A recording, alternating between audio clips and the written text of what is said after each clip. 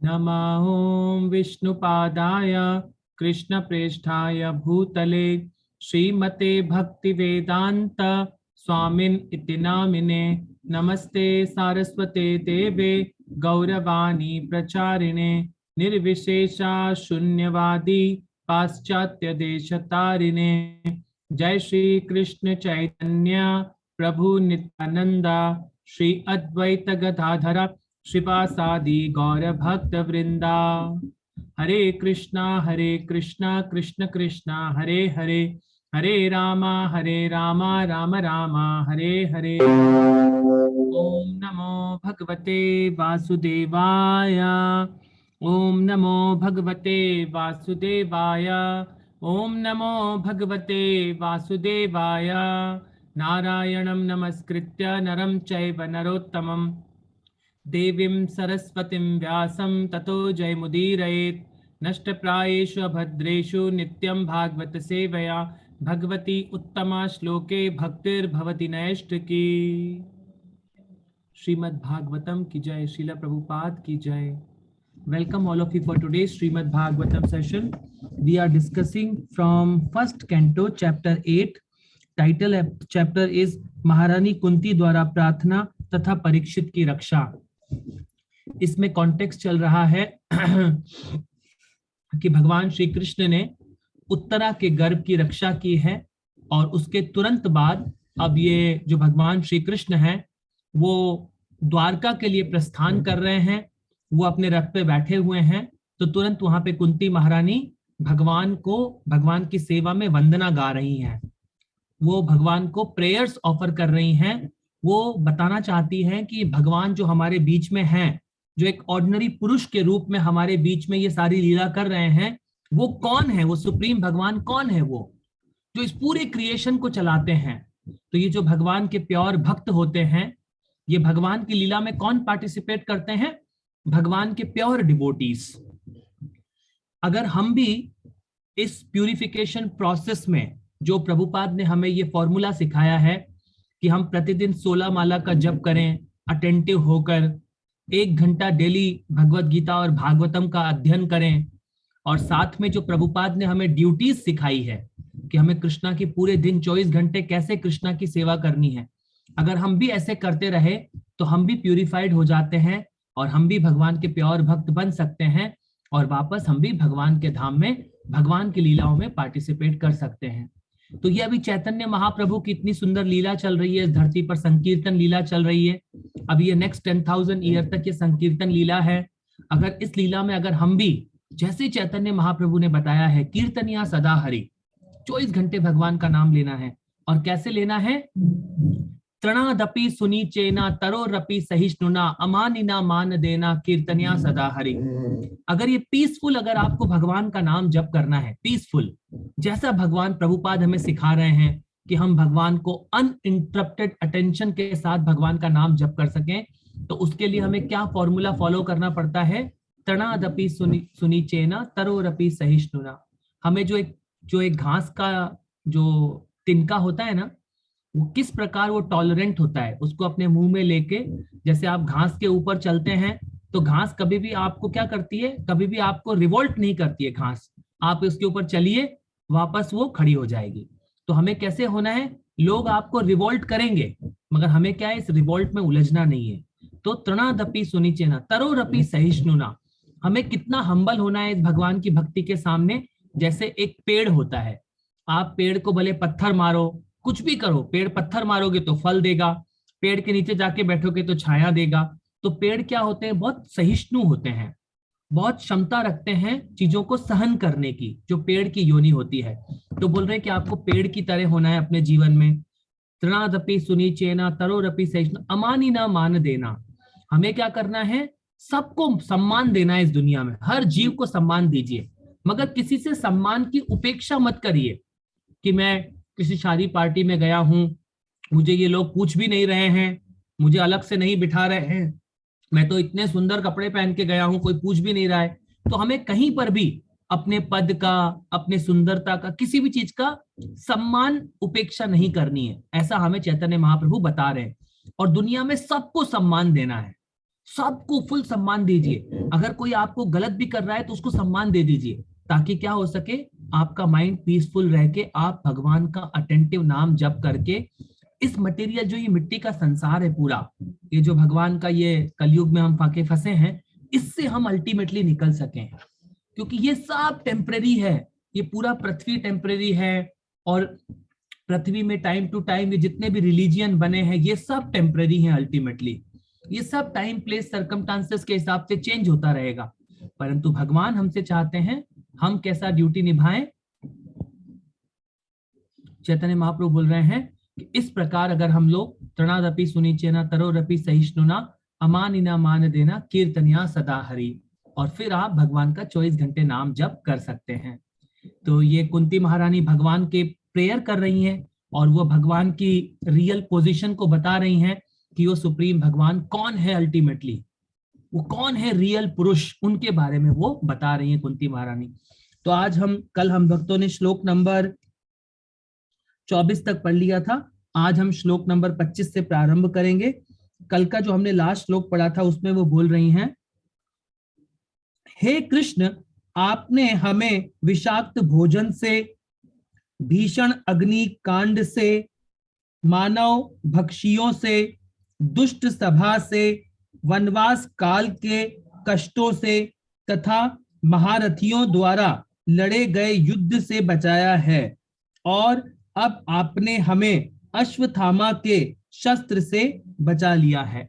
तो कुंती महारानी भगवान को रिकॉग्नाइज कर रही है हर कंडीशन में कि भगवान सर्व कारण आप हैं। जितने भी ये कार्य देखे हमने, ये सब आप कर रहे थे अल्टीमेटली। हम तो सिर्फ एक मिट्टी के पुतले की तरह, कठपुतलियों की तरह इस संसार में डांस करते हैं। तो अगर हम कृष्ण के वॉइस पे डांस करेंगे, कृष्ण के संकीर्तन में डांस करेंगे, तो भगवान बहुत खुश होते हैं उससे कि ये जीव अब मुझे चाहने लगे हैं।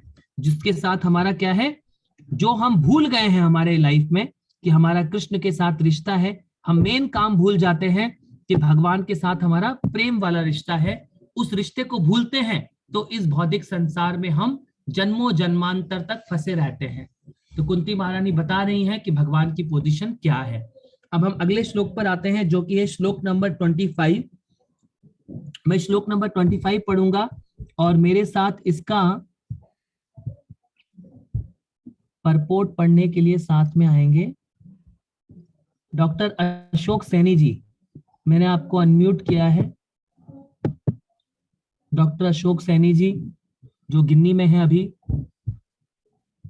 अशोक जी। जी प्रभु जी। हरे कृष्णा अशोक जी, हरे कृष्णा। अशोक जी, आपको मेरी आवाज आ रही है?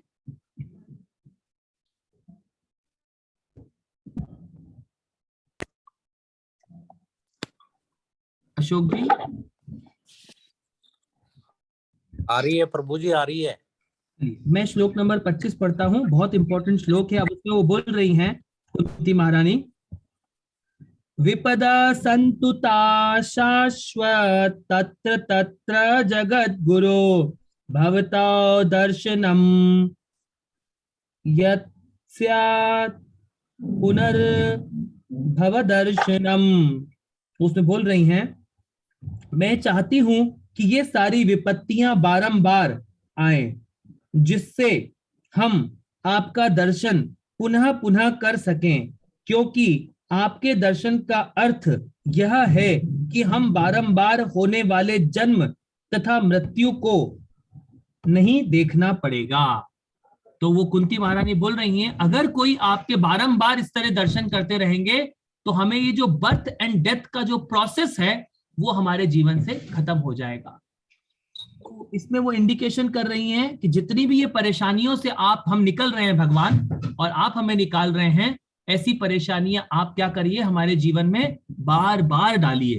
कि कंटिन्यूसली इस प्रकार की अगर परेशानियां रहेंगी हमारे जीवन में तो हम आपको कंटिन्यूसली याद कर पाएंगे। और वो किसको इंस्ट्रक्शन दे रही हैं कुंती महारानी? कुंती महारानी तो ऑलरेडी भगवान की प्योर वैष्णवी हैं, सारे पांडव भगवान के प्योर भक्त हैं। वो किसके लिए बोल रही हैं? वो हमारे लिए बोल रही है कुंती महारानी। ये कुंती महारानी प्रेयर्स किसके लिए करी हैं? ये चाहती हैं इस दुनिया में हम सब इस प्रेयर्स को पढ़ सकें और हम भी हमारे को कैसे बना सकें भगवान के प्योर भक्त की तरह, हम भी धीरे धीरे हमारे इस भक्ति के लाइफ में आगे बढ़ सकें। तो बोल रही हैं, मैं चाहती हूं कि ये सारी विपत्तियां बारंबार आएं। कोई ऐसा है इस दुनिया में जो इस तरह प्रे करेगा भगवान से? अगर हमें छोटी सी परेशानी हो जाए हमारे बॉडी में तो हम क्या बोलते हैं, भगवान ने क्या कर दिया मेरे साथ, प्रभु जी ऐसा कैसे कर सकते हैं भगवान मेरे साथ, मेरी बेटी को ये बीमारी कैसे हो गई, मेरे बेटे को ये बीमारी कैसे हो गई, मेरी बेटी को ये ससुराल वाले ऐसे बोलते हैं वैसे बोलते हैं। हम ये छोटी छोटी चीजों को लेकर क्या होते हैं, अननेसेसरी परेशान होते रहते हैं। थोड़े दिन बाद 10-50 साल बाद न वो बेटी रहेगी, न ससुराल वाले रहेंगे, न आप रहेंगे। ये कुछ दिनों के लिए इस भौतिक संसार में हम एक रोल प्ले कर रहे हैं। अब इस रोल प्ले में अगर आप कृष्णा के रोल प्ले में पार्टिसिपेट हो जाएंगे तो इस भौतिक संसार से आप निकल जाएंगे। तो ये अद्भुत रोल प्ले है भगवान का, ये जो भगवान क्रिएट करते हैं आत्मा को एक्सपीरियंस के लिए, ताकि आत्मा समझ सके कि ये भौतिक संसार कैसा है। तो इनमें से कोई बहुत फॉर्चुनेट होते हैं। भगवान बोलते हैं, ब्रह्मांड भ्रमिते कोनो भाग्यवान जीव, गुरु कृष्ण प्रसाद पाए भक्ति लता बीज। बोलते हैं ब्रह्मांड भ्रमिते, ये जन्मों जन्मों से, जन्मों जन्मांतर से हम कितने ही शरीर ले चुके हैं। इस बार ये मनुष्य का शरीर है, इससे पहले कितने ही शरीर हम लोग ले चुके हैं। ब्रह्मांड भ्रमिते, इस पूरे ब्रह्मांडों में भटक भटक के भटक भटक के भटक भटक के हमें पता नहीं कितने जन्म मिल चुके हैं। करोड़ों करोड़ों जन्मों के बाद भी हम क्या हुए, अभी भी भगवान को जानने की कोशिश नहीं कर रहे हैं कि वो सुप्रीम भगवान कौन है और उनके हमारे साथ हमारा क्या रिश्ता है। अभी भी हम ये छोटी छोटी सी अननेसेसरी प्रॉब्लम के पीछे हम लोग फंसे हुए हैं। तो यहाँ पे वो बोल रहे हैं कि मैं चाहती हूं कि ये सारी विपत्तियां बारंबार आएं। वो कह रही है भगवान, जितनी भी आपने परेशानी, मान लो कोई आपके घर को आग लगा दे तो आप क्या बोलेंगे उसको? कुंती महारानी बोल रही है, ऐसी और दो भगवान, मगर आप हमें निकालते रहो, आप और दे दोगे ताकि हम आपको याद करते रहेंगे कि कृष्ण का ये सब प्लानिंग होता है। इस दुनिया में एक पत्ता भी कृष्ण की इच्छा के बगैर हिल नहीं सकता। एक पत्ता भी, गोली चलना, मकान जलना तो बहुत दूर की बात है, एक पेड़ का पत्ता भी अगर वो हिलता है ना हवा से, तो वो भी भगवान ने सैंक्शन किया है। नहीं तो वो जो आत्मा है उस पेड़ में, जो परमात्मा बैठे हैं, जब तक वो उस मटेरियल एनर्जी, पत्ता क्या है, मटेरियल एनर्जी, जब तक भगवान सैंक्शन नहीं करते इस दुनिया में कुछ भी नहीं हो सकता। ये सिर्फ जीवा इच्छा कर सकता है, परमात्मा सैंक्शन करते हैं। तो हमें कैसी इच्छा करनी है, कुंती महारानी कैसी इच्छा कर रही हैं? तो बोल रही हैं, मैं चाहती हूं कि सारी विपत्तियां बारंबार आएं, जिससे हम आपका दर्शन पुनः पुनः कर सकें, क्योंकि आपके दर्शन का अर्थ यह है कि हम बारंबार होने वाले जन्म तथा मृत्यु को नहीं देखना पड़ेगा। तो वो चाहती है अगर इस तरह हम कंटिन्यूसली आपके हमारा माइंड भगवान की सेवा में इन्वॉल्व रहेगा तो हमें ये भौतिक संसार को फिर बार बार नहीं देखना पड़ेगा, हम आपके धाम में भगवान की लीलाओं में पहुंच जाएंगे। तो ये अद्भुत प्रेयर कर रही हैं। तो अब हम इसका तात्पर्य पढ़िए। सामान्यतः दुखी, जरूरतमंद, बुद्धिमान तथा जिज्ञासु लोग जिन्होंने कुछ पुण्य कर्म किए हैं वे भगवान की पूजा करते हैं या पूजा करना प्रारंभ करते हैं। अन्य लोग जो दुष्कर्म से ही फलते फूलते हैं, चाहे वे जिस स्तर के हों, माया द्वारा भ्रमित होने के कारण भगवान के पास नहीं पहुंच पाते। अतएव पुण्यात्मा के लिए संकट आने पर भगवान के चरण कमलों का आश्रय लेने के अलावा अन्य कोई विकल्प नहीं होता। भगवान के चरण कमलों का निरंतर स्मरण करने का अर्थ है जन्म मृत्यु से छूटने की तैयारी करना। अतः भले ही तथाकथित आपत्तियां आए, उनका स्वागत करना चाहिए, क्योंकि वे हमें भगवान के स्मरण का अवसर प्रदान करती हैं, जिसका अर्थ है मुक्ति। जिसने अविद्या के सागर को पार करने के लिए सर्वोत्तम नाव के समान भगवान के चरण कमलों की शरण ली है, वह उतनी ही सरलता से मुक्ति प्राप्त करता है जितनी सरलता से बछड़े के खुर के निशान को लांघा जा सकता है। ऐसे लोग भगवत धाम में रहने के अधिकारी हैं और उन्हें ऐसे स्थान से कोई प्रयोजन नहीं रह जाता है जहां पग पग पर संकट हो। भगवत गीता में भगवान ने इस भौतिक जगत को आपत्तियों से भरा कष्टप्रद स्थान बताया है।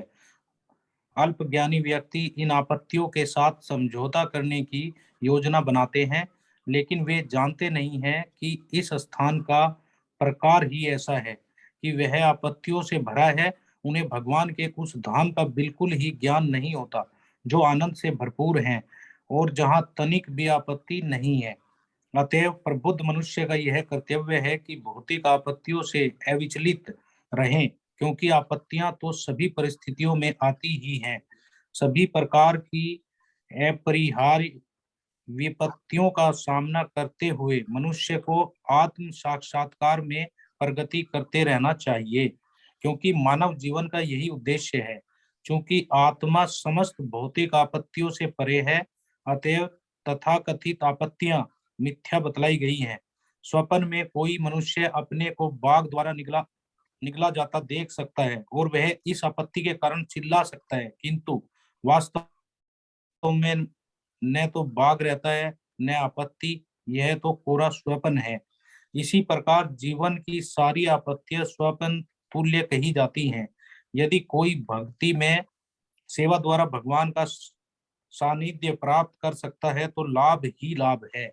नवदा भक्ति में से किसी एक के द्वारा भगवान का सानिध्य भगवत धाम जाने की दिशा में सदा एक अग्रिम पग है। हरे कृष्णा प्रभु जी। जी आपका बहुत बहुत धन्यवाद। देखिए भगवान क्या बता रहे हैं, ये जो हमारा जीवन है ये कैसा बता रहे हैं यहाँ पर हमें प्रभुपाद जी, ये एक स्वप्न की तरह है। जैसे कि आप रात को सोते हैं, कई बार रात को हमारे ऊपर कोई चीता अटैक करता है, कभी हम राजा बन जाते हैं, कहीं हम पहाड़ों पे होते हैं और कई बार हम सपने में चिल्लाने लगते हैं। तो क्या कोई रियलिटी है? वो रियलिटी नहीं है। तो अगर कोई हमको कोई नुकसान भी पहुंचा सकता है, वो भगवान सैंक्शन करेंगे तो होगा। तो किसको होगा? इस बॉडी को होगा। इस मिट्टी को कोई कर सकता है, मैक्सिमम क्या कर सकता है, कोई हमारी इस मिट्टी को थोड़ा काट सकता है, बस इतना सा कोई हमको कर सकता है। आत्मा को कोई कुछ नहीं कर सकता। तो प्रभुपाद जी समझा रहे हैं ये जो मटेरियल लाइफ है, ये जो मिट्टी का बॉडी है, ये एक्चुअली एग्जिस्ट नहीं करता है। ये कुछ दिन के लिए हम लोग इल्यूजन में आते हैं और कुछ दिनों बाद ये मिट्टी का बॉडी हमारे हाथ से खत्म हो जाता है।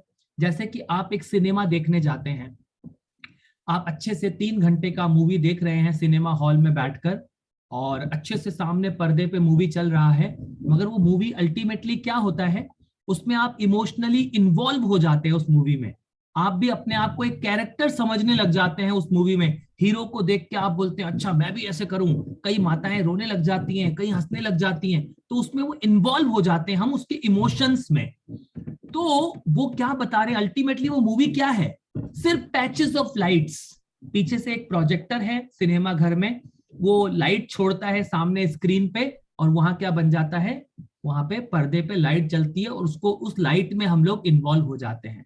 तो क्या उस मूवी में जितना भी दिखाया गया, क्या वो रियली एग्जिस्ट करता है इस दुनिया में? क्या कुछ भी एग्जिस्ट करता है उस पूरी मूवी में से?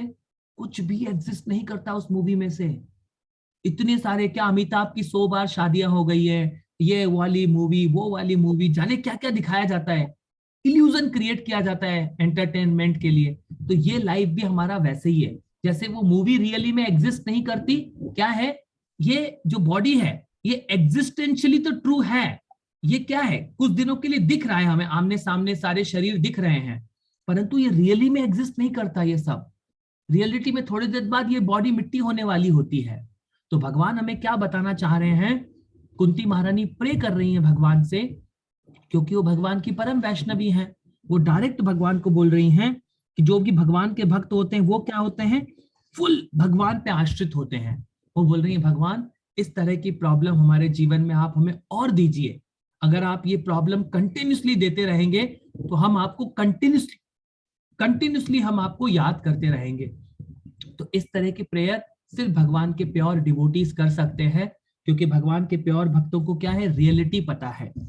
और इसमें कुंती महारानी ने स्टार्टिंग में ही बोला कि सामान्यतः दुखी, जरूरतमंद, बुद्धिमता तथा जिज्ञासु लोग क्या करते हैं, जिनके पास कुछ पुण्य कर्म किए हैं वे भगवान की पूजा करते हैं। तो इसमें 4 प्रकार के लोगों का यहाँ पर बता रहे हैं, कौन कौन से। सबसे पहले तो जो दुखी है, जो डिस्ट्रेस में है, तो भगवत गीता के 7वें चैप्टर के श्लोक नंबर 14 और 15, यानी 15 और 16 में ये आता है कि ऐसे कौन से 4 प्रकार के लोग हैं जो भगवान को सरेंडर करना चाहते हैं। वो भगवान को सरेंडर करना चाहते हैं, वो कौन कौन से हैं? उनमें बोलते हैं आर्थो अर्थार्थी, जिज्ञासी और ज्ञानी। आर्थो अर्थार्थी, आर्थो मतलब जो डिस्ट्रेस में है इस दुनिया में, जो परेशानियों में होते हैं, वो भगवान को सरेंडर करना चाहते हैं।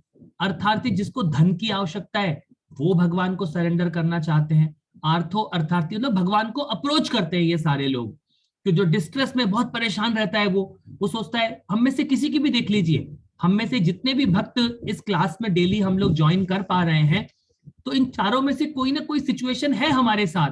हम या तो डिस्ट्रेस में हैं, या हमें धन की आवश्यकता है आर्थो अर्थार्थी, या हम जिज्ञासु हैं भगवान को जानने के लिए कि कौन है वो सुप्रीम भगवान, जिज्ञासी और ज्ञानी, जो इस ज्ञान को बढ़ाना चाहता है अपने जीवन में।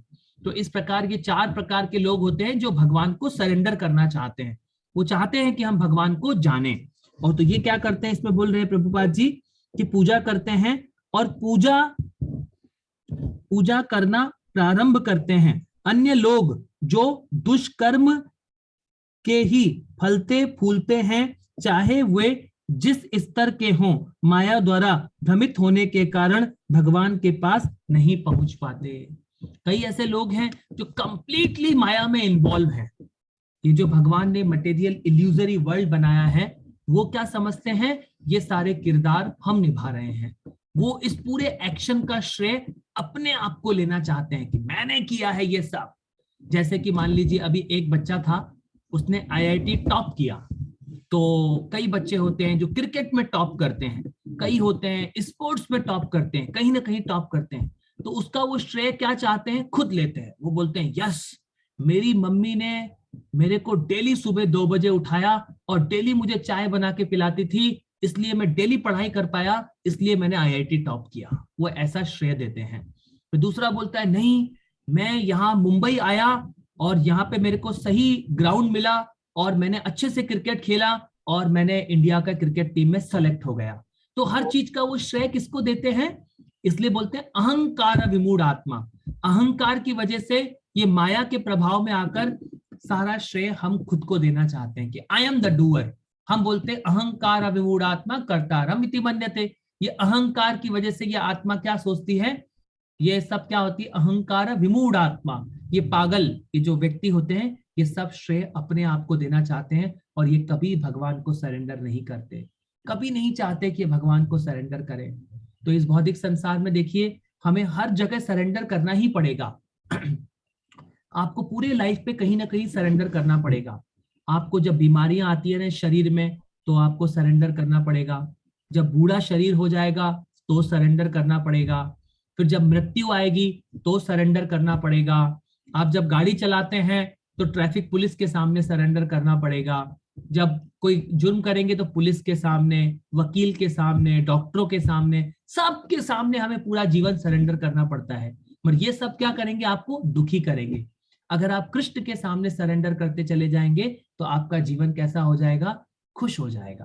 प्रभुपाद जी बोलते हैं, अगर आप जीवन में ये 16 माला जप करते रहे और इस प्रकार डेली भगवत गीता भागवतम का अध्ययन करते रहें और खूब अच्छे से भगवान की जो ड्यूटीज दी हैं भगवान ने उनको निभाते रहें, तो you are eternally be happy in your life. आप इटरनल हैप्पी होते चले जाएंगे। और ये हैप्पीनेस कैसी है, ये इटरनल हैप्पीनेस होती है। ये भगवान अपने भक्तों को प्रदान करते हैं उनके हृदय में। अगर आप इस प्रोसेस को फॉलो करेंगे तो भगवान हमें इस खुशी के लिए ब्लेस करते चले जाते हैं। तो ये आज का इंपॉर्टेंट श्लोक है जिसमें हमें कुंती महारानी बता रही हैं कि हर सर्व कारण कारणम, सारे कारणों के कारण भगवान है। इस इल्यूजरी मटेरियल संसार में हमें क्या करना चाहिए, भगवान को सरेंडर करना चाहिए। और वो बोल रही हैं भगवान कि आप मुझे और विपदाएं दीजिए मेरे जीवन में, और आप हमें इस प्रकार की परेशानियों में डालिए ताकि हम क्या कर सके, हम हर कंडीशन में आपको याद कर सके। मगर ये कौन कर सकता है, ये सिर्फ भगवान के भक्त कर सकते हैं। जब उसके पास ये नॉलेज होगा कि कृष्णा इज द एवरीथिंग, जो कर रहे हैं भगवान कर रहे हैं, तब जाके हम ऐसी प्रेयर्स कर पाएंगे भगवान से। हर मोमेंट हमारे पास इतनी वो हमको पता लग जाएगा, रियलिटी पता लग जाएगी, फिर हम भगवान से इस प्रकार की प्रेयर्स कर पाते हैं। तो भगवान उन भक्तों से बहुत खुश होते हैं। तो आज की कथा को हम यही विराम देते हैं। और अगर अभी किसी का कोई प्रश्न है तो आप पूछिए। किसी का कोई